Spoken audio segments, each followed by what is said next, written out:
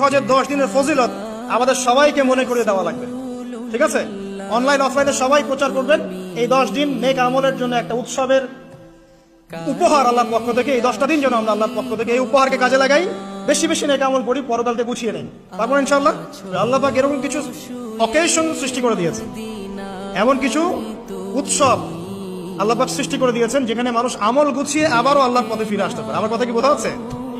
ঠিক এরকমই একটা উৎসব হচ্ছে, একটা অকেশন হচ্ছে আমলের উৎসব, সেটা হলো এই জিলহজ মাসের প্রথম 10 দিন।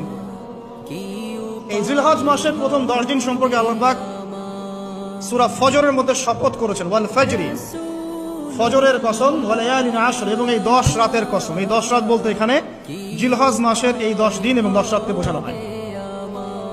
এর ফজিলত সম্পর্কে নবী সাল্লাল্লাহু আলাইহি ওয়াসাল্লাম একটা হাদিসে বলছেন, সহিহ বুখারীর হাদিস, আনাস রাদিয়াল্লাহু আনহু ইবনে আব্বাস রাদিয়াল্লাহু আনহুমা থেকে বর্ণিত, নবী করিম সাল্লাল্লাহু আলাইহি ওয়াসাল্লাম বলেছেন যে মা মিন আইয়ামিন আমালু সালিহু ফীহিন্না আহাব্বু ইলাল্লাহ মিন হাযিহিল আইয়ামিল আশরা।